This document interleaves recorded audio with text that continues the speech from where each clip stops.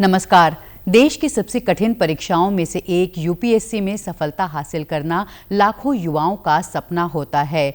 इसके लिए ज्ञान के साथ साथ बड़े धैर्य की भी ज़रूरत होती है और अनुशासन का परिचय देना होता है।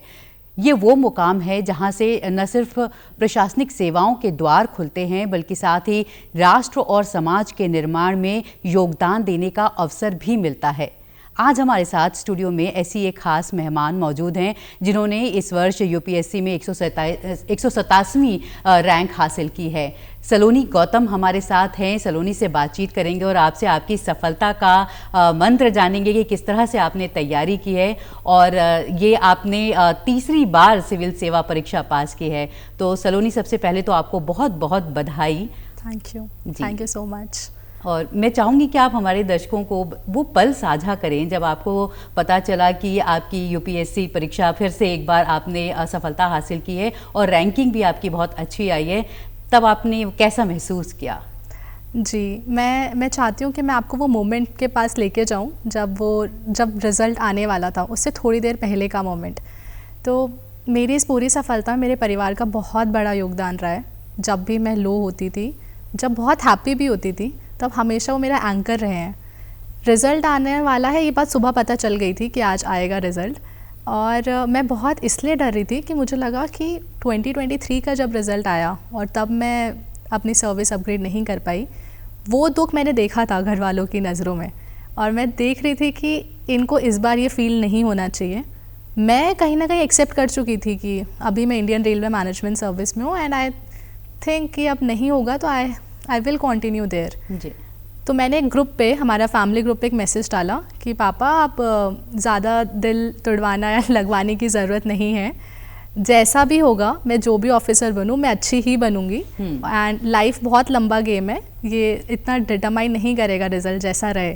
तो अभी कुछ मोमेंट में जो भी हमारे साथ होने वाला है, हम सब उसको बहुत, कैसा भी रिज़ल्ट आए, पॉजिटिव लेंगे, और मैं चाहती हूँ आप सब लोग इसको इसी तरीके से लें।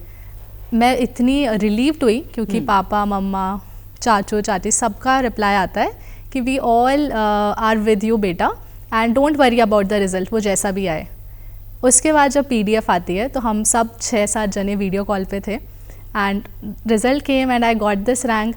उसके बाद से मेरी घर वालों से कोई बात नहीं हुई, 2 दिन बीत चुके हैं क्योंकि वो बहुत बिजी हो गए कॉल्स उठाने में, and that was my time to process this result. एंड वो कुछ नहीं है, वो इतने 4 साल की जर्नी को रिफ्लेक्ट बैक करने का भी मौका नहीं मिला है, पर इट वाज वर्थ इट। मेरी बहुत ज़्यादा लर्निंग रही है, पर्सनली मैंने बहुत ज़्यादा ग्रो करा है उस पूरे सर्कल में।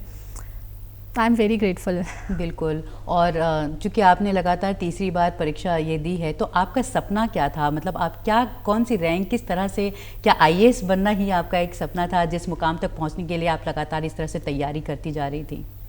जी, तो मैं कॉलेज से जब पास आउट हुई तब मेरी एक नौकरी लगी, उसको मैंने 2021 में रिज़ाइन किया। जब भी कोई इंसान यूपीएससी करने का सोचता है तो उसके दिमाग में होता है कि इंडियन एडमिनिस्ट्रेटिव सर्विसेज में ही जाना है, और वो पढ़ाई स्टार्ट करते हैं, पर जाना है, कैसे जाना है ये पता नहीं होता है। वो कैसे वाला जो टाइम होता है उससे में तुम्हें टाइम लग सकता है, जैसे मुझे इतना टाइम लगा। तो पहली बार जब एग्ज़ाम लिखा तो प्रीलिम्स नहीं हुआ, तब ऐसा लगा कि पढ़ाई तो बहुत कर रही हुई है और उतना टाइम हुआ नहीं था। वही बात है, तुम्हें जब ज़्यादा पता नहीं होता है तो तुम एक्सपेक्ट बहुत ज़्यादा करते हो कि रिज़ल्ट कैसा आएगा, तुम्हारे फेवर में आए, चाहे मेहनत हो चाहे नहीं हो। उस वक्त तक धीरे धीरे पता चला ये तो बहुत ही ब्रह्मांड है जो तुम्हें पढ़ाई करनी होती है, और काफ़ी टाइम लगेगा अब इस जर्नी में। तो इतनी जल्दी ये मत सोचो कि रिज़ल्ट एकदम आ जाएगा। तो एक तो एग्ज़ाम बहुत पेशेंस सिखाता है कि कोई भी चीज़ एकदम से नहीं हो जाती है, it takes good enough time, और होती अपने टाइम पे ही है, when you are ready to take it, when you are ready to take that responsibility. तो उसके बाद जब 2022 में इंडियन रेलवे मैनेजमेंट सर्विस मिली तो ग्रेटफुल, पर तब ये था कि ये तो इम्प्रूव होगी, और अब ये मिल गई है तो इससे बेटर करने का मैं पूरा ट्राई करूँगी, और मिलेगी भी। तो वो ऑप्टिमिज़म भी था और ओवर कॉन्फिडेंस भी था कि अब तो ये कन्वर्ट हो जाएगी, विदाउट थिंकिंग अबाउट कि कुछ गलतियाँ हो सकती हैं जो मुझे करेक्ट करनी पड़े। तो 2023 का अटेम्प्ट उस माइंडसेट से लिखा गया। फिर 2024 का अटेम्प्ट लिखा गया बहुत गलतियाँ एक्सेप्ट करने के माइंडसेट से कि शुरुआत से शुरू करो, जो सक्सेस मिल गई उसको भी भूलो, जो फेलियर आया उसको भी भूलो, एकदम क्लीन स्लेट है, वहाँ से शुरू करते हैं। And this happened. तो बिल्कुल बिल्कुल आपने शुरुआत से शुरुआत की, और हम भी यही चाहेंगे कि सब आप वहाँ से बताएं कि जब आप पढ़ाई कर रहे थे या कौन सा वो पल था जब लगा था कि मुझे सिविल सेवा की परीक्षा देनी है, और इसके बाद ये भावना क्यों आई? हम सभी अपना अपना करियर चुनते हैं, तो क्यों लगा कि सिविल सेवा में ही जाना है? जी, इसका डायरेक्ट आंसर तो ये है कि सिविल सर्विसेज बहुत डायनामिक जॉब थी। ये जब मैं कॉरपोरेट में जॉब कर रही थी तब मुझे रियलाइज़ हुआ कि इतनी opportunities to work in diverse sectors ये तो कोई और सर्विस नहीं दे सकती है। ये तो सिर्फ और सिर्फ सिविल सर्विसेज दे सकता है, और इंडियन एडमिनिस्ट्रेटिव सर्विसेज मैं बहुत संतुष्ट रहूँगी अगर ये सर्विस मुझे मिलती है। वो था, पर मैं इस एग्ज़ाम को करने का वो उठाना कि चलो अब स्टार्ट करते हैं, ये आसान नहीं होता है। हर वक्त तुम्हें लगता है कि ये तो बहुत ज़्यादा है, इसको कर नहीं पाएंगे अभी। पापा मम्मी बहुत छोटे से मुझे बोलते थे ये करना है, पर मैंने अपना पूरा कॉलेज उनको रेबेल करके निकाला कि ये तो नहीं करूँगी पापा। और वो कहीं ना कहीं उनको मना करना नहीं था, वो खुद को मना करना था कि मैं इतना पढ़ूंगी कैसे, ये तो बहुत ज़्यादा होता है। और मैंने सुना है टॉपर्स बोलते हैं एक बारी में नहीं होता है, बहुत ज़्यादा करना होता है, और गिव अप भी नहीं करना होता है, सब जगह से कट ऑफ होना होता है। तो वो खुद को मैं रेडी नहीं फील कर रही थी, और ख़ुद को मना करने की वजह से मैं पापा को मना कर दे रही थी कि नहीं ये तो नहीं करूँगी। इवेंचुअली मुझे रियलाइज़ हुआ जब मैं कॉर्पोरेट जॉब में थी कि ये सही टाइम है। अभी मुझे 4-5 महीने ही हुए थे, और क्योंकि ये सपना था और ये था कि मैं देख चुकी थी कि ये वो जगह नहीं है जहाँ पे मैं डेली सुबह उठूँ तो मुझे मज़ा आए कि आज मैं ये काम करके आई हूँ, या फिर मैं जब रात को सोऊँ तो मुझे लगे कि कुछ तो चेंज, कुछ डिफरेंट किया है आज। मतलब उस जॉब में आपको वो सेटिस्फेक्शन नहीं मिल रही थी जो आप चाह रहे थे। वो ऐसा हो रहा था कि वो मोनोटोनस हो जाएगा। अभी भले ही शुरुआत है, शुरुआत में आई वॉज एंजॉइंग इट, पर लगा कि यार ये काम 10 साल करना है, 15 साल करना है। उस मोमेंट भी मैं ये फील करूँगी क्या? मुझे ऐसा लगता है मैं वैसे इंसान हूँ जो फील करना चाहती है वो हमेशा, हर दिन, कि आज कुछ डिफरेंट लग रहा है, आज ऐसे कर सकते हैं ये चीज़। तो मुझे लगा वो सही टाइम है। कोविड का टाइम चल रहा था, तो और अच्छा ये था कि इस मोमेंट पे मैं अपने घर वालों के साथ थी जी। तो घर वालों के साथ थी तो वहाँ पे सपोर्ट था, मम्मी सब लोग ध्यान रखने के लिए थे कि तुम पढ़ाई करो, हम देखते हैं। तो ये जो पढ़ाई का और ये जो सिविल सेवा की तैयारी का सिलसिला शुरू हुआ, वो किस समय से शुरू हुआ, किस साल से शुरू हुआ? जी मैं 2020 की पास आउट हूँ IIT रुड़की से। तो कोविड का फर्स्ट लॉकडाउन लगा, तब उन्होंने बोला कि अब घर चले जाओ। तब मार्च 2020 चल रहा था, हम घर आए, तब बहुत टाइम था मेरे पास, पर मेरी जॉब स्टार्ट हो गई। वो जॉब ऑनलाइन स्टार्ट हुई, वो मेरा रिफ्लेक्ट बैक करने का टाइम था। तो उस वक्त थोड़ा मन बनना स्टार्ट हुआ। अभी पढ़ाई कुछ स्टार्ट नहीं हुई है, किसी ने बोला ये देख लो, ये लेक्चर कंप्लीट कर लो, ये सब्जेक्ट करो, पता करो कि तुम्हें ये पसंद है भी कि नहीं, या फिर आज कमिट कर दोगी, जॉब छोड़ दोगी और फिर बोलोगी ये तो मेरे बस का ही नहीं है। तो तुम करके देखो, करके देख के डिसाइड करो कि अब जॉब छोड़ना है। तो मैंने कुछ महीने किया, तो मुझे लगा ये तो एग्ज़ाम का मत सोच सलोनी, अभी बस ये सोच पढ़ाई करने में मज़ा आ रहा है कि नहीं। तो पढ़ाई करने में मज़ा आ रहा था। तुम पहली बार हिस्ट्री समझ रहे होते हो कि स्कूल में तो बस एग्ज़ाम के लिए करी है, ज्योग्राफी पढ़ रहे होते हो, वो मज़ा आया तो कंटिन्यू किया। और फिर एक मोमेंट ऐसा आया कि अब ये छोड़ देना चाहिए सर्विस, अभी जस्टिस नहीं होगा ना तो जॉब के साथ और ना ही इस प्रेपरेशन के साथ। एक चीज़ पे फोकस करते हैं। तो 2021 फरवरी आई वुड से जब मैंने रिज़ाइन किया और होल हार्टेडली सिविल सर्विसेज पे शिफ्ट हुई। बिल्कुल। और एक जो ये बात हुई है, जो अभी आप हिस्ट्री और ज्योग्राफी की बात कर रहे थे, और हम शुरू में जब पढ़ाई कर रहे होते हैं PCM या बायो या इस तरह के सब्जेक्ट्स ले रहे होते हैं, तो मैं चाहूँगी कि आपके अनुभव से हमारे युवा दर्शकों को भी जानने को मिलेगा कि ये जो विषय का चुनाव है वो आप कैसे करते हैं? क्या पहले से विषय का चुनाव कर लेना बेहतर होता है? क्या सलाह होगी आपकी? मैं वैसे उतनी सही हूँ नहीं इस चीज़ को फॉलो करने के लिए, क्योंकि मेरा जो ग्रेजुएशन सब्जेक्ट रहा है मैंने वही अपना UPSC ऑप्शनल भी लिया है। मोस्ट ऑफ द एस्पिरेंट्स ये करते नहीं हैं, वो कोई ऐसा ऑप्शनल ले लेते हैं जो डिफरेंट होता है उनकी ग्रेजुएशन से, और वो उसमें भी बहुत अच्छा करते हैं। तो अभी मुझे ऐसा लगता है ये ज़्यादा मैटर नहीं करता है, वो तुम्हारा ग्रेजुएशन सब्जेक्ट है या फिर वो तुमने दोबारा फ्रॉम स्क्रैच शुरू करा है। मैटर ये करता है कि तुमने उस सब्जेक्ट को उतनी रिस्पेक्ट, उतना टाइम डिवोट किया है कि नहीं जितना एक यूपीएससी एक ऑप्शनल में मांग रही है। तो वो कोई नॉन ग्रेजुएशन सब्जेक्ट भी हो सकता है और वो कोई दोबारा तुम्हारा चूज़ किया भी हो सकता है। उतना रिस्पेक्ट और उतना टाइम तुम उस सब्जेक्ट को तभी देते हो जब you have interest in it. तो चूज़ एनी सब्जेक्ट ऑप्शनल का, but have interest in that subject. आपका सब्जेक्ट क्या था? मेरा ग्रेजुएशन जियोलॉजी में हुई है और जियोलॉजी ही मैंने फिर अपना ऑप्शनल लिया है।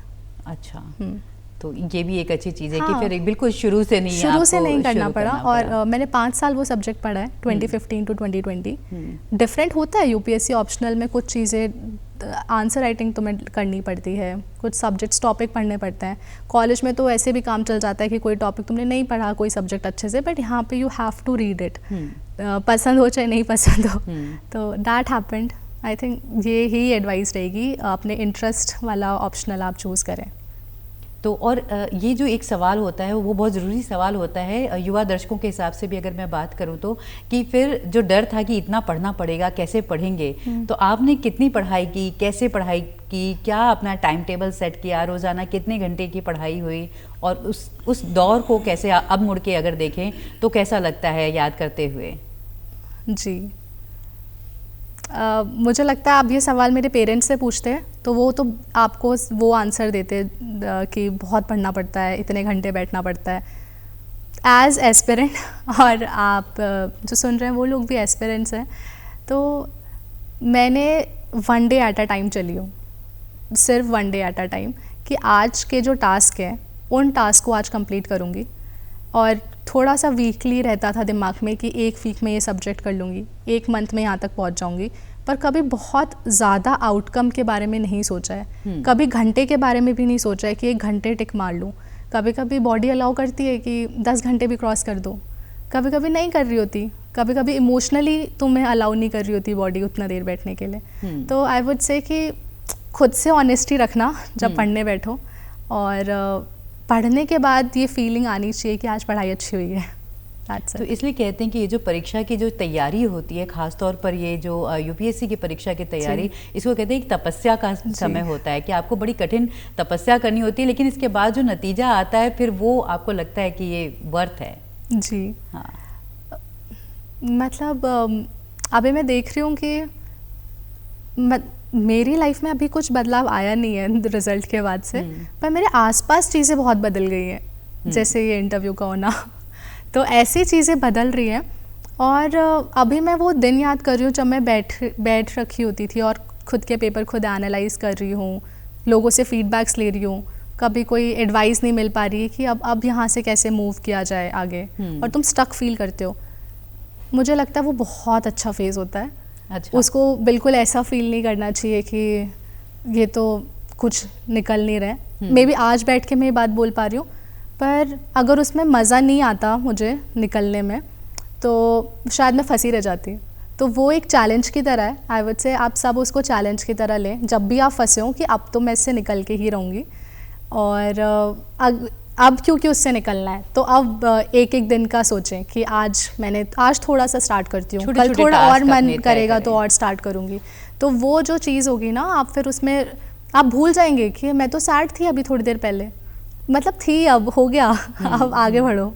तो वैसे बिल्कुल ज़िंदगी कहते हैं आगे बढ़ने का नाम है। और आपने भी तीसरी बार ये सफलता हासिल की है, तो ऐसा क्यों लग रहा था कि जब इंडियन रेलवे में ट्रेनिंग भी चल रही थी तो ऐसा क्या लग रहा था कि रेलवे में नहीं, कुछ और आगे, कुछ और बेहतर, क्या सोच रहे थे? जी तो रेलवे ज्वाइन करने के बाद हमारे पास ऑप्शन होता है 1 साल की लीव लेने का, तो वो लीव ली और 2023 का अटेम्प्ट लिखा। तब ये था कि अभी बहुत जल्दी ये सफलता मिल गई है, अभी है कि मैं और इम्प्रूव कर सकती हूँ, और जो मैंने इनिशियल गोल सोचा था क्यों ना उसको फॉलो किया जाए। 2023 जब हम ख़त्म करते हैं उसके बाद हम 2024 का प्रीलिम्स भी लिख सकते हैं बिफोर आवर ज्वाइनिंग, क्योंकि ज्वाइनिंग फिर 1 साल डिफर होती है। तो 2024 का जब प्रोसेस स्टार्ट हुआ तो प्रीलिम्स और mains before my joining happened. दिसंबर 2024 में आई ज्वाइंड इरिटिम लखनऊ, वो रेलवे का ट्रेनिंग इंस्टीट्यूट है। वहाँ पे रिज़ल्ट आता है कि आपका मेंस क्लियर हुआ है और आपको इंटरव्यू की प्रेप करनी है। तो इंटरव्यू की प्रेप साइड बाय साइड चली with my training. Sufficient time हो रहा था कि प्रेप करी जा सकती है, सब कुछ रहा। और वो टाइम कभी आया ही नहीं कि अब इस एग्ज़ाम को और क्यों दिया जाए। Everything happened in sequence. तो एक एग्ज़ाम हुआ, अभी मुझे लग रहा है कि मैंने बस लेट गो नहीं किया और हिम्मत नहीं हारी आफ्टर माई 2023 का फेलियर, और 24 को कंटिन्यू रखा कि चलो इस एग्ज़ाम को एक और बार लिख के देखते हैं, जैसा भी होगा, जो भी नतीजा होगा उसको एक्सेप्ट करते हैं। इसके बाद अगर ये नहीं हो रहा होता तो आई कुड से कि मैं इंडियन रेलवे मैनेजमेंट सर्विस में रहती फिर। और आप चाहते क्या हैं, किस किस क्षेत्र में जाना चाहते हैं, अगर आपसे आपकी पसंद पूछी जाए? जी, मुझे लगता है कि मैं कोई डोर्स नहीं लगाना चाहती अभी। जो भी अपॉर्चुनिटी आती है, मुझे लगता है सबसे अच्छी बात इस सर्विस की ये है कि शुरुआती दरों में तुम्हें अपने ग्राउंड वर्क पे बहुत काम करने को मिलेगा। जो अपॉर्चुनिटी आएगी, I think I would take it up and I will deliver it, जो उस जॉब का रोल रहेगा। बिल्कुल, हमें भी मतलब हमें पूरा यकीन है इस बात का। और एक और जो बात होती है, जो बच्चे तैयारी कर रहे होते हैं और माँ बाप की भी इस समय बहुत बड़ी चिंता है इंटरनेट को लेकर। उसका इस्तेमाल दोनों तरीके से किया जाता है। कई बार पढ़ाई के लिए भी इंटरनेट एक बहुत अच्छा माध्यम है, जब आपके पास ऑनलाइन बहुत सारी सामग्री मिल जाती है पढ़ने के लिए। और जो सोशल मीडिया प्लेटफॉर्म्स हैं वो डिस्ट्रैक्ट भी करते हैं, आपका ध्यान भटकाते हैं। तो आपने इंटरनेट को कैसे अपनी इस पूरी जर्नी में कैसे लिया? आई वुड से इंटरनेट तो आप नहीं लेट गो कर सकते हैं आज के ज़माने में, क्योंकि पढ़ाई में बहुत हेल्प लेती है। अब यूपीएससी का जो बच्चा तैयारी कर रहा है वो कोई टीनेजर भी नहीं है। मोस्टली सब समझदार होते हैं कि कब उनको लाइन ड्रॉ करनी है और कब पढ़ाई करने बैठना है। सेल्फ डिसिप्लिन ही एक तरीका है इंटरनेट से बचने का और उससे डाइग्रेस ना होने का। और अगेन, तुम्हारा डेली का टाइम टेबल अगर आपने बनाया हुआ है और आपको उसको टिक करके सोना है, क्योंकि वो आपको सेटिस्फेक्शन देगा रात में सोने के लिए कि आज का टास्क मैंने कंप्लीट कर लिया है, तो आप ज़्यादा इंटरनेट पे डाइग्रेस नहीं होंगे। मैं वही है, उसको पॉजिटिवली लें, उसको बिल्कुल बंद ना करें, क्योंकि आप इन्फॉर्मेशन वहाँ से डराइव कर रहे हैं। और सोशल मीडिया प्लेटफॉर्म्स जो हैं बहुत, हाँ, उनसे मुझे लगता है कि दूरी रहे तो अच्छा है, क्योंकि यूपीएससी में हमें पढ़ाई करने पे ज़्यादा ध्यान देना चाहिए उस वक्त। तो उस वक्त आई थिंक थोड़ा रिस्ट्रेंट प्रैक्टिस कर सकते हैं। और अगर तुम सीरियस होते हो तो वो खुद से भी आ जाता है कि टाइम जा रहा है अननेसेसरी का, थोड़ा ध्यान लगा लेते हैं। थोड़े साल की बात है, प्रोबेबली 1 साल की बात है, अगर बहुत अच्छे से प्रैक्टिस कर लिया रिस्ट्रेंट तो। हाँ, और घर वालों का सपोर्ट किस तरह से चाहिए होता है? उस समय मम्मी माता पिता हैं या भाई बहन हैं, तो घर के बारे में थोड़ा बताइए, आपके घर में कौन कौन है और उनका सपोर्ट किस तरह से मिला? आई थिंक ये मेरी सक्सेस से ज़्यादा, बहुत ज़्यादा मेरे घर वालों की सक्सेस है। मेरा बस घर में एक ही काम था, बैठ के पढ़ाई करना। इसके अलावा सारे काम कि पापा, मैं टेबल टेनिस खेलती हूँ तो पापा के साथ मैं टेबल टेनिस खेलने चली जाती थी, जूस पीने चली जाती थी।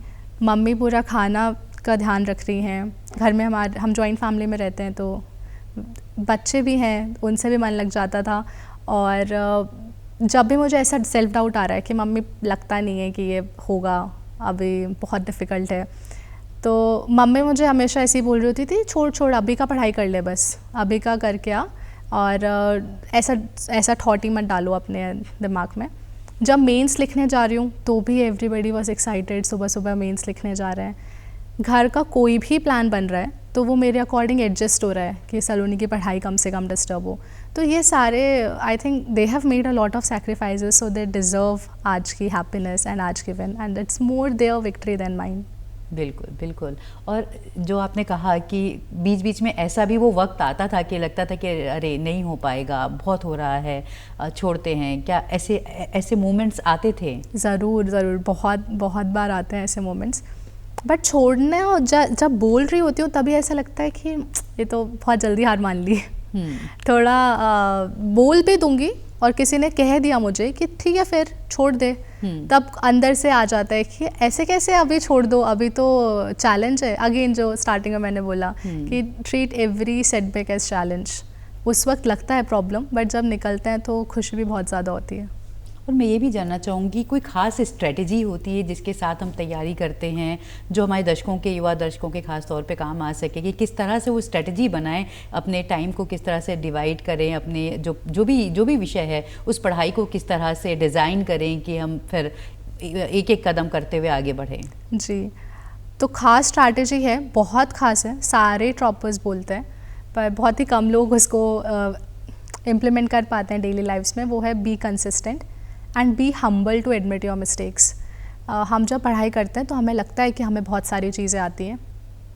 इनफैक्ट अभी मैं आ रही थी तो बोर्ड पे एक कोड भी लिखी थी और वो यही था कि if you are not learning anything new तो it's just learn anything new each day. तो just admit your mistakes on a daily level, be humble. बहुत अच्छा पढ़ाई करके उठे हो तो भी सोचो कि इसमें और मैं बेटर कैसे कर सकता हूँ, बिकॉज कोई बाहर से तुम्हें बताने नहीं आएगा कि तुम गलत डायरेक्शन में जा रहे हो। हमें खुद से आइडेंटिफाई करना पड़ेगा कि सही डायरेक्शन क्या है। That's it. और ये एक और बात भी आती है कि एक तो आप पढ़ाई कर रहे होते हैं, इस पढ़ाई के साथ साथ जो आपका एक एटीट्यूड होता है, जो एक भरोसा होता है, आत्मविश्वास, पॉजिटिव थिंकिंग, ये सब भी बहुत ज़रूरी होती है। जी, एक्चुअली ये बहुत ज़्यादा ज़रूरी है, मोर देन पढ़ाई ये बहुत ज़्यादा ज़रूरी है, क्योंकि यही तुम्हें मोटिवेट करती है नेक्स्ट डे पढ़ने बैठने के लिए। तो लोग होते हैं जिनको ऐसा हो रहा होता है कि हमें लगता नहीं है कि हो पाएगा, पर उस वक्त तुम ये खुद से बात करते हो। एक तो बाहर की नॉइज़ को तुम टोन डाउन करते हो कि ज़रूरत नहीं है, और तुम्हें अपनी पढ़ाई पे भरोसा है कि मुझे समझ आ रहा है ये एग्ज़ाम अब कैसे निकलता है। और जो कि सिर्फ कंसिस्टेंट रोज़ समझना चाहोगे और बैठना चाहोगे, और तुम्हें दिखने लगेगा कि अब मैं कहाँ गलती कर रही हूँ, उनको तुम्हें करेक्ट करना है और आगे बढ़ते रहना है। आई गेस ये बहुत ज़्यादा हेल्प करता है। और इंटरव्यू को लेकर भी बहुत सारे लोगों के मन में, क्योंकि एग्ज़ाम तो आप अपने साथ दे रहे होते हो, पर इंटरव्यू वो होता है जब आपको दूसरों के सामने अपने एबिलिटीज़ को दिखाना होता है, तो उससे जुड़ा कोई सुझाव कुछ? जी, यहाँ पे भी मैं ये कहूँगी कि जब हम मेंस लिख रहे हैं वो भी हम अपने आप को दर्शा रहे हैं उनके सामने बाय आवर राइटिंग। जब इंटरव्यू दे रहे हैं तो by our speaking skills and our non verbal expressions also हम उनको बता रहे हैं कि हम ऐसे हैं। ये पूरा प्रोसेस मोर देन वो हमें जानने ये होता है हम खुद को कितने अच्छे से जानते हैं, और हम खुद को कितने अच्छे से जानते हैं ये बात हमें ये जर्नी समझा देती है, सिखा देती है। तुम्हें कब जेलस फील हो रहा है, तुम्हें कब एंगर आ रहा है, कब तुम सैड हो रहे हो, इतनी लंबी जर्नी है, इतना सारे इमोशंस तुम फील करते हो कि तुम खुद को जान जाते हो। और जब तुम जान जाते हो और कोई तुमसे पूछता है कि अब आप बताइए अपने बारे में, तो तुम वही बताते हो जो तुम हो, क्योंकि अब तुम जान चुके हो कि मैं ऐसे आया हूँ इस प्रिपरेशन में और इस तरीके से मैंने प्रिपरेशन करी है। आई थिंक बोर्ड भी उसको बहुत ऑनेस्टली समझता है कि ये बच्चा जो भी बात कर रहा है दिल से ही बात कर रहा है, और वो शायद उनसे कनेक्शन बैठ जाता है जो हमें हमारे मार्क्स में दिखता है फिर। बिल्कुल, और ये एक तरह से खुद को जानने की भी प्रक्रिया है कि आप खुद को कितने अच्छी तरह से जान पाते हैं। और अभी जैसे बता रहे थे कि टेनिस खेलने जाया करती थी, तो ये भी बहुत ज़रूरी होता है कि ठीक है आप सिविल सर्विसेज की तैयारी कर रहे हैं, लेकिन उसके साथ साथ अपना कोई एक हॉबी कह लें या कुछ ऐसा जिससे जो मेंटल रिलीफ है, जो स्ट्रेस है, पढ़ाई वो एक स्ट्रेस ना क्रिएट करे, एक आपको राहत भी मिले, उसकी भी ज़रूरत होती है। बहुत ज़्यादा ज़रूरत होती है। आई थिंक एक दिन हम अपना मोनोटोनसली नहीं बिता सकते हैं सिर्फ पढ़ाई करके, क्योंकि तबीयत भी ख़राब होने का रहता है, और एक टाइम के बाद दिमाग में जाना भी बंद कर देता है कोई भी नया कंटेंट जो तुम पढ़ाई कर रहे हो। उस वक्त एडिक्वेट ब्रेक्स लेना ज़रूरी है, सोना भी ज़रूरी है, प्रॉपर नींद के अलावा भी एक छोटी नैप ज़रूरी है कि आप थोड़ा फ्रेश माइंड से बैठें। और वैसे कोई हॉबी कल्टीवेट करना भी ज़रूरी है, चाहे वो स्पोर्ट्स हो, चाहे वो पेंटिंग हो, चाहे वो डांसिंग हो। और मुझे इन सब ने बहुत हेल्प किया है। बीच में डांस किया, कभी स्पोर्ट्स चली गई, कभी रनिंग चली गई, तो ये सारी चीज़ों ने थोड़ा वाइब्रेंसी रखी अलॉन्ग विद माय फैमिली जो ऑलरेडी बहुत वाइब्रेंट है। तो उसने मुझे बहुत ज़्यादा सपोर्ट किया कि अब जो टाइम बच रहा है इन सब के बाद ये तो पढ़ना ही है, क्योंकि मज़े तो मैं इन सारी जगह पे करके आ रही हूँ। तो टाइम मैनेजमेंट कहा जाए तो वो एक बहुत इम्पॉर्टेंट टास्क है कि कैसे आप अपने टाइम को ऐसे मैनेज करते हैं कि घर की भी जिम्मेदारी हर एक व्यक्ति की होती है, तो वो घर की जिम्मेदारी भी निभा रहे होते हैं और जो हमारी पढ़ाई है हम उस पर भी ध्यान दे रहे होते हैं। ज़रूर ज़रूर। ये वाली चीज़ जो टाइम मैनेजमेंट है, मुझे लगता है कि सारी चीज़ कोर नहीं हो सकती एक टाइम पे। तो जब मेरी एस्पिरेंट्स वाली जर्नी चल रही थी तो उस वक्त पढ़ाई कोर थी, बाकी चीज़ें फ्लेक्सिबल हैं, वो एडजस्ट हो सकती हैं। ये कोर तुमने कर लिया, अब भी जो बचा हुआ टाइम है इसको तुम फ्लेक्सिबली यूज़ करो, इसको भी यूज़ करो। तुम्हें घर वालों से मिलने बात करनी है, बैठना है, सुबह उठ के बैठ जाओ उनके साथ जब सब अपने अपने काम पे निकल रहे हैं। वो तुम्हारा पूरा दिन बहुत स्ट्रीमलाइन कर देता है। बट अपने कोर से डिफ्लेक्ट मत हो। अभी हमारे साथ ऐसा होता है, हम स्ट्रैटेजी बनाते हैं, जो पेरिफेरी के काम होते हैं उसको प्रायोरिटाइज करते हैं, क्योंकि वो कोर काम नहीं है, उस काम को करने में मेहनत ज़्यादा नहीं लग रही है। ये नहीं करना है, कोर काम है, बाकी ये सारे काम पेरिफेरल है। एक दिन नहीं जाओगे तो कुछ नहीं हो जाएगा, बट एक दिन नहीं पढ़ोगे तो हो सकता है कि तुम अपना गोल कंप्लीट नहीं कर पाए और फिर स्ट्रेस हो गए कि यार अभी तो बहुत लंबा मैंने ही ऐसा कर दिया है कि अब ये टाइमली कंप्लीट नहीं हो पाएगा मेरा गोल। तो वो चीज़ तो हमारे युवा दर्शकों को ख़ास तौर पर या उनके पेरेंट्स को भी मैं ये कहूँगी कि अगर आपको बताना हो कि क्या करना चाहिए, कैसे पढ़ना चाहिए, और ये जानना भी कि अगर हम, जैसे आपने कहा कि हम कॉर्पोरेट जॉब कर रही थी मैं, पर लगा कि ये नहीं है, तो ये जानना कि क्या वाकई में हम ये करना चाहते हैं, इसको कैसे समझें और क्या कहना चाहेंगे इसके लिए, क्या सलाह होगी आपकी? जी, ये डिसीजन लेने वाली बात है और डिसीजन इम्पोज्ड नहीं होना चाहिए, सेल्फ ड्रिवन होना चाहिए। उस वक्त तुम्हारे दिमाग में आ सकते हैं प्रोज भी आ सकते हैं, कॉन्स भी आ सकते हैं। एक चीज़ होती है जिसमें तुम्हारी इनर वॉइस बोल रही होती है कि अभी ये डिसीजन ले लो, और तुम रेडी होते हो अगर ये वर्कआउट नहीं करेगा तो भी ये मेरा डिसीजन होगा, और वर्कआउट करेगा तो सबका डिसीजन है, तब वो सबका डिसीजन है। बट वर्कआउट नहीं करेगा तो ये मेरा सोल डिसीजन है, इसके जो भी कॉन्सिक्वेंस होंगे I am ready to face it. If you can say this to yourself, I'm ready to face the consequence if this doesn't work out, then I guess you are ready to actually work hard for your goal which you have thought about for yourself. और मुझे तो लगता है कि जिस तरह से अभी आपने बोला कि मैं अपने पेरेंट्स को बोल रही थी कि आप ज़्यादा उम्मीद मत करना और ज़्यादा निराश मत होना, तो आप उस जगह पे हो कि जो बात माँ बाप अपने बच्चे को कहते हैं वो बच्चा अपने माँ बाप को कह रहा है, क्योंकि उम्मीद भी है और हमें दोनों चीज़ें साथ लेकर चलनी होती है, तो निराशा और आशा दोनों ही। एक्चुअली हम प्रेपरेशन में होते हैं तो हम तो अपने आप को समझा सकते हैं, शायद ऐसे अच्छा नहीं हुआ होगा, इंटरव्यू अच्छा नहीं हुआ होगा। पेरेंट्स को ऐसे इंटरव्यू नहीं समझ आ रहा होता है, उनको समझ आ रहा होता है रिजल्ट अच्छा आया है कि नहीं आया है। हाँ। और क्योंकि हम रैशनली सोच के अपने आप को समझा लेंगे ओवर द टाइम, हमें भी दुख होगा, बट उनको वो रैशनली नहीं लेंगे उस चीज़ को। तो तब मुझे ऐसा लग रहा होता है कि उनको प्रिपेयर करो मैं कि वहाँ पर जो भी हो पॉजिटिव ही टर्न आउट करेगा in the end, whether in service और नॉट इन सर्विस। तो आप उतना टेंशन मत लेना। बिल्कुल। और मुझे लगता है कि अब आपके लिए जो ये समय है, इस समय सेलिब्रेट करने का समय आपके लिए भी और आपके परिवार वालों के लिए भी। तो आपको एक बार फिर से बहुत बहुत बधाई, और ये जो आपने जानकारियाँ साझा की हमारे दर्शकों के साथ, इसके लिए भी, और आगे की आपकी यात्रा की भी बहुत बहुत शुभकामनाएं। Thank you so much. तो हमारे साथ सलोनी गौतम मौजूद थी, जिन्होंने बताया कि किस तरह उन्होंने परीक्षा के लिए तैयारी की, किस तरह से पढ़ाई की, किस तरह से खुद को जानना। पहले एक भीतर की यात्रा होती है कि हम करना क्या चाहते हैं और अपना लक्ष्य तय करके फिर उसके लिए तैयारी करना। यही एक मंत्र है सफलता का कि मेहनत तो करनी ही करनी है। कार्यक्रम में इतना ही। नमस्कार।